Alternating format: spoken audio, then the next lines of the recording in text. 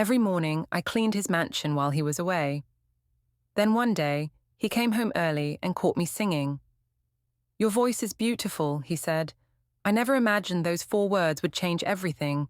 I was just a maid, until I wasn't anymore." 5:30 a.m. That's when my alarm goes off every single morning. No weekends, no holidays, not when you're a single mom with bills stacking higher than your dreams. My name is Maya Johnson, and for the past 3 years, I've been the head maid at the Anderson estate, 45,000 square feet of luxury that I clean but could never afford to live in. Before the sun rises, I'm already on my second cup of coffee, kissing my sleeping daughter's forehead before Mrs. Rivera from next door comes to get her ready for school. "Be good today, Zoe," I whisper, though she can't hear me. Sometimes I wonder if she even remembers what my face looks like in daylight. 3 cleaning jobs. That's what it takes to keep us afloat. The morning shift at the Anderson estate, afternoon hours at the local motel, and evening cleaning at the downtown office building. My hands are cracked from cleaning products. My back aches from bending and scrubbing. But my heart stays full because of Zoe's smile when I finally make it home. "Why do you clean rich people's houses, Mummy?" Zoe asked me once. I told her, "Because one day you won't have to clean anybody's house but your own." That private school scholarship she got is our ticket out, our chance at something better. I just need to keep us going until she finishes. What I never told Zoe was how invisible I felt in those mansions. How the wealthy would walk past me like I was just another piece of furniture. How I'd overhear conversations about vacations that cost more than my yearly salary. I never expected any of them to actually see me, especially not him, especially not Ethan Anderson. I was just a maid with calloused hands and desperate prayers, until the day everything changed. The day the billionaire caught me singing while dusting his bookshelves and actually stopped to listen. Stay with me. I want to tell you how I went from scrubbing toilets to dining in 5-star restaurants, from counting pennies to counting blessings. This isn't some fairy tale. It's messier, more complicated, and far more real. It's about love finding you when you're not looking, about discovering your worth when the world has convinced you that you don't have any. And maybe, just maybe, my story might help you see that where you are now isn't where you have to stay. The Anderson estate sits on a hill overlooking the city, like some modern-day castle mocking those of us down below. By 6 a.m., I'm walking through the service entrance, trading my worn jacket for the crisp black and white uniform hanging in the staff closet. The other house staff barely acknowledge each other. We're all too tired, too focused on getting through another day. The mansion is always empty. Mr. Anderson, Ethan, is some tech genius who travels constantly. The staff joke that he's more myth than man. He made his billions before 30 and now he's probably on some yacht with supermodels. Carlos, the gardener, once said. I never joined these conversations. Gossip doesn't clean floors or pay bills. What the others don't know is that I study the photos on the walls while I dust them. Ethan with his parents at graduation. Ethan receiving awards. Always smiling, but something in his eyes looks lonely. I know that look. I see it in my mirror sometimes. By noon, I'm racing across town in my beaten-up Toyota that makes a concerning rattle when I turn left. The motel pays less, but the manager lets me take home the half-used shampoo bottles guests leave behind. Small mercies. I change in the car, scarfing down the peanut butter sandwich I made at 5 a.m. Lunch breaks are a luxury I can't afford. Between jobs, I call Zoe. "Did you eat the apple I packed?" "How was math today?" These moments, her voice chirping about playground politics and classroom triumphs, they're oxygen to me. Last week, her teacher called to tell me Zoe has extraordinary potential. My girl could be anything, go anywhere, if only I can keep us afloat long enough. The office building at night is the hardest. Empty cubicles, family photos on desks, reminders of 9-to-5ers gone home to dinner and bedtime stories. Things I can only give Zoe on Sundays. I vacuum around these lives that seem so normal, so attainable, yet somehow just beyond my reach. One night, exhausted, I found myself standing in some executive's office, staring at a photo of him with his daughter at Disney World. I touched the frame, just for a second, and imagined Zoe's face lighting up at the sight of that castle. Then I wiped my fingerprint off the glass and kept cleaning. That's the thing about being a maid. You become intimate with strangers' lives while remaining completely unseen. You learn which marriage is failing from the separate bedrooms. You know who's struggling with alcohol from the hidden bottles. You see everything and no one sees you, until someone finally does. It was a Tuesday when everything changed. I remember because Tuesdays I clean the library, my favorite room in the entire mansion. 3 walls of floor-to-ceiling bookshelves, leather-bound classics I've only ever touched with dusting cloths. That day, I was particularly exhausted. Zoe had been up with a fever the night before, and I'd spent hours cooling her forehead with damp washcloths, calculating how many extra hours I'd need to work to cover the doctor's bill. Maybe that's why I didn't hear the front door, or maybe I was too lost in the song I was singing, my mother's favorite, the one she used to hum while braiding my hair on Sunday mornings. Either way, I was standing on the rolling ladder, dusting the top shelf, belting out Aretha Franklin like nobody was listening, because nobody ever was. "Your voice is beautiful." The voice behind me nearly sent me tumbling off the ladder. I spun around, clutching my feather duster like some pathetic shield. And there he was, Ethan Anderson, not in a business suit like his photos, but in jeans and a simple grey sweater, looking younger and less intimidating than I'd imagined. "Mr. Anderson, I'm so sorry, I didn't know you'd be home today." My heart was hammering so hard I was sure he could hear it. 3 years working here, and we'd never once crossed paths. He smiled, not the polished smile from magazine covers, but something softer, almost shy. "Please, don't stop on my account. That's my mother's favorite song too." I climbed down the ladder, straightening my uniform, painfully aware of my scuffed shoes and the wild curls escaping my bun.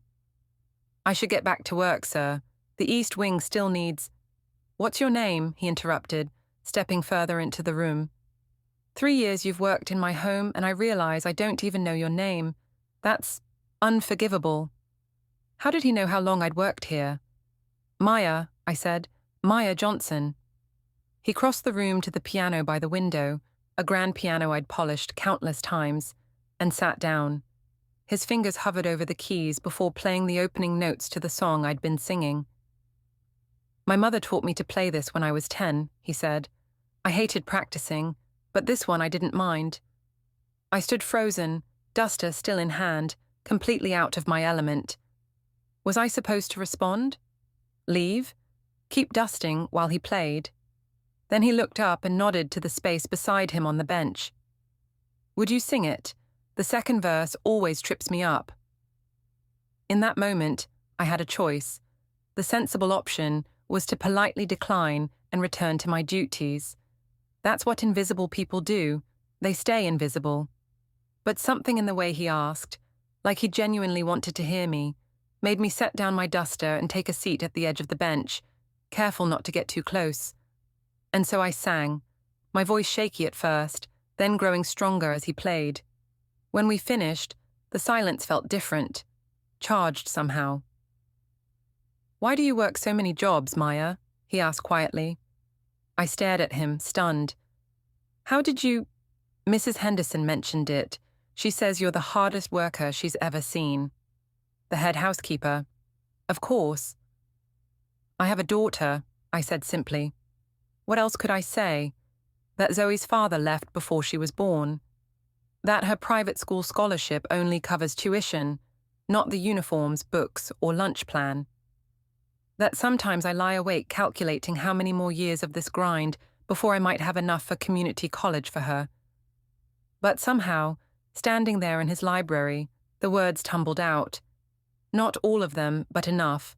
About Zoe, about her dreams of becoming a doctor, about my promise to give her the chances I never had. He listened, really listened, not with pity, but with something else I couldn't quite name. I should go, I said finally, uncomfortable with how much I'd revealed. The East Wing? The East Wing can wait, he said, standing. Have lunch with me, Maya. Just lunch. I've been traveling for months and I'm tired of eating alone. A billionaire was asking me, his maid, to have lunch. Every warning bell in my head was ringing. Men like him don't see women like me, not really, not unless they want something. But there was something in his eyes, something genuine that made me wonder if maybe, just maybe, he was simply lonely too. Just lunch, I agreed cautiously, but I need to be at my second job by 2. He smiled then, and it reached his eyes. I promised to have you out the door by 1:30, Scout's honor. I had no idea that just lunch would be the beginning of everything. That lunch turned into coffee the next week, then dinner the week after. Small moments that shouldn't have meant anything but somehow meant everything. Ethan never made grand gestures. It wasn't about expensive gifts or showing off his wealth. Instead, he'd leave books on my cleaning cart with notes about why he thought I'd enjoy them. He remembered things I mentioned once in passing, like how I'd always wanted to learn photography, and left a beginner's camera in the staff room that he no longer needed. I kept waiting for the other shoe to drop. Men like Ethan don't befriend women like me without expectations.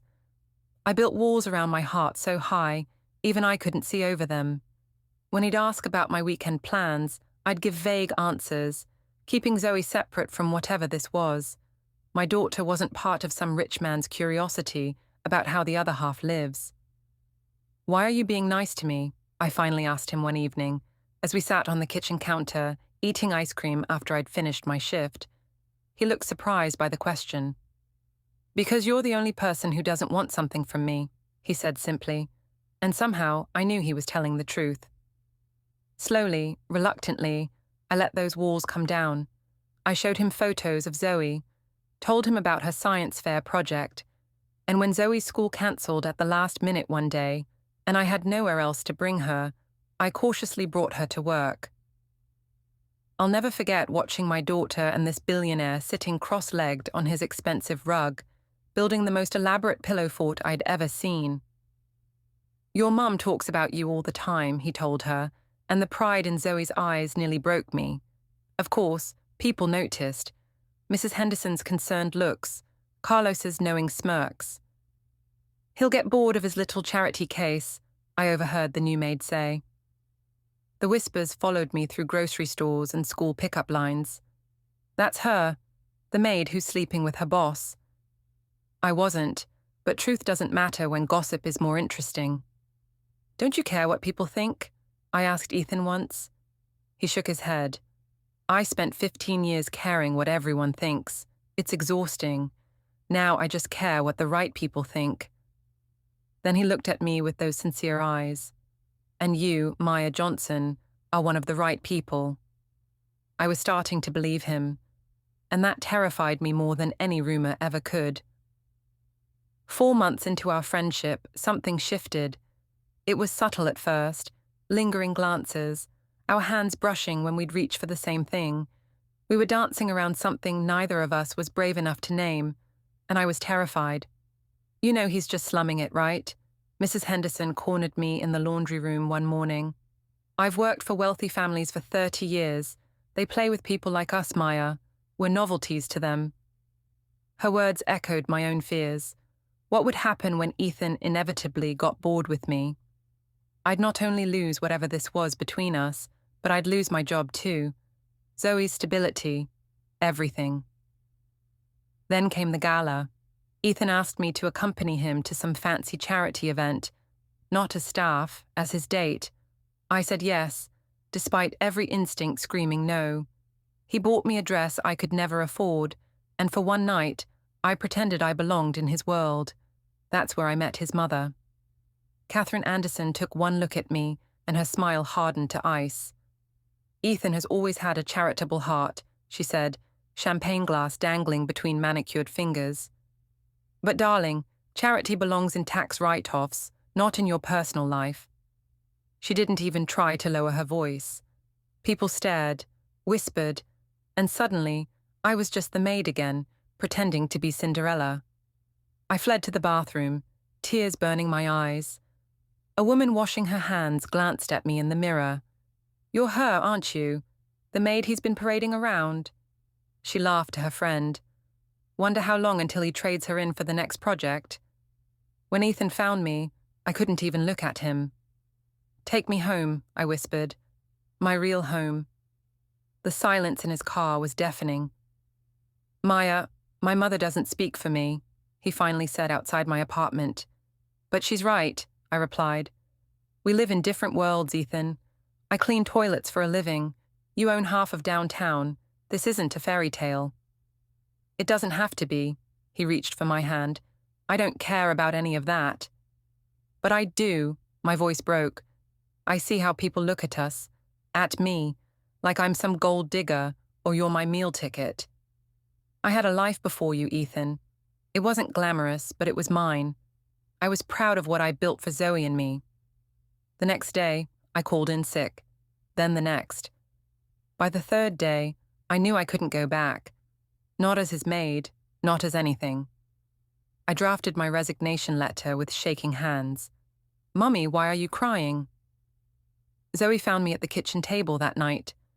"Sometimes grown-ups have to make hard choices, baby," I told her, pulling her onto my lap. "Is it about Mr. Ethan? Don't you like him anymore?" I rested my chin on her braids. "I like him too much. That's the problem."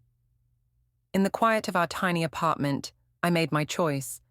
I would find another job, another way. I'd walked away from difficult things before. This would just be one more time. A week passed. Then 2. I found a job at a small hotel downtown. Less pay, but regular hours. Zoe asked about Ethan every day, and each time, my heart cracked a little more. I told myself it was for the best. That real life isn't a romance novel. That women like me don't end up with men like him. I was vacuuming room 237 when my phone rang. Zoe's school. My stomach dropped. She'd missed the bus and the after-school program couldn't keep her. I was alone on shift with no way to leave. Panic rising, I called everyone I knew. No one answered. As I paced the hotel hallway, desperate for a solution, the elevator doors opened.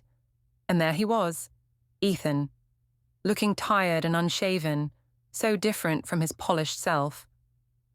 "How did you find me?" I whispered. "I've been looking everywhere," he said simply. "Maya, I need to talk to you." Before I could respond, my phone rang again. Zoe's school, wondering where I was. The secretary's voice echoed down the hallway from my phone speaker.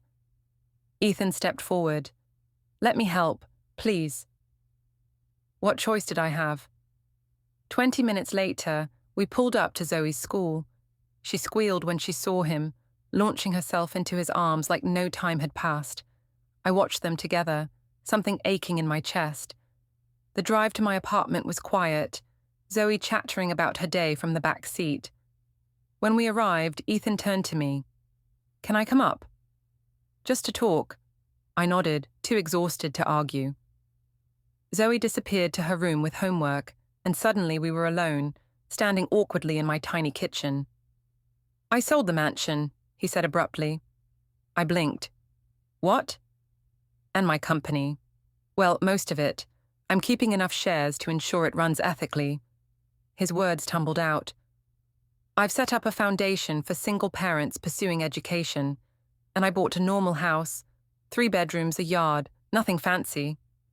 I stared at him. "Ethan, what are you talking about?" He took a deep breath. "You were right about our worlds, so I've been changing mine." He stepped closer. "I don't want to be the billionaire and the maid. I just want to be Ethan and Maya." "You can't just dismantle your life for what? For love?" His eyes held mine. "Maya, I've spent years building wealth and never once building happiness, until you. Until Zoe." "People will still talk," I whispered. "Let them." He took my hands. "I know what it's like to have everything and feel nothing. And I know what it's like to sit at a piano bench with you and feel everything. Which world do you think I choose?" Tears blurred my vision. "I'm scared," I admitted. I've never needed anyone but myself. I know, he smiled. That's why I'm not asking you to need me. I'm asking you to want me. There's a difference. In that moment, in my small kitchen with its chipped countertops and flickering light, I realized something profound. It wasn't about him rescuing me. It was about both of us finding something in each other that we didn't know we were missing. I do want you, I whispered, but I need you to understand something. I won't ever stop working. I won't ever be the kind of woman who depends completely on a man. I need Zoe to see that. His smile widened. I wouldn't want you any other way. When he kissed me, it wasn't fireworks and fairy tales. It was better. It was real. It was the beginning of something I never thought possible. That was 3 years ago. I'm recording this from our home office. Not a mansion, but a comfortable house with a garden where Zoe grows vegetables and conducts her scientific experiments. I still work, but now I run my own cleaning service, employing single parents and paying them what they deserve. Ethan consults for tech startups and mentors young entrepreneurs from underserved communities. We're partners in every sense of the word. My mother used to tell me, "Baby girl, life doesn't give people like us fairy tales." And she was right. What Ethan and I have isn't a fairy tale. It's messy and complicated and wonderfully real. We argue about dishes in the sink and whose turn it is to help Zoe with math homework. We navigate awkward dinner parties where people still whisper about the billionaire and the maid. His mother is slowly warming up to me, emphasis on slowly. But here's what I've learned. Your worth isn't determined by the job you do or the money you make. It's not about where you start, but about having the courage to imagine something different for yourself. For the longest time, I thought staying invisible was safer, that keeping my head down and just surviving was enough. I was wrong. Sometimes the most unexpected people see you, really see you, when you've spent a lifetime feeling invisible. Sometimes love finds you when you're elbow deep in cleaning supplies or singing to yourself, thinking nobody's listening. And sometimes the greatest act of bravery is simply allowing yourself to be seen. I was just a maid with dreams bigger than my bank account and a love for my daughter that fueled every exhausted step. Now I'm still that same woman, just one who finally understands her own value. One who knows that love doesn't erase your past or solve all your problems, but it can give you the strength to face them. So if you're watching this and feeling overlooked or underestimated, remember my story. Your current situation is not your final destination. The labels others give you don't define you. And the most beautiful transformations often begin in the most unexpected moments. Like, comment, and subscribe to hear more stories of unexpected love and transformation. Share your own story in the comments below, because every one of us has a journey worth telling, and sometimes the most powerful thing we can do is simply remind each other that we're not invisible after all.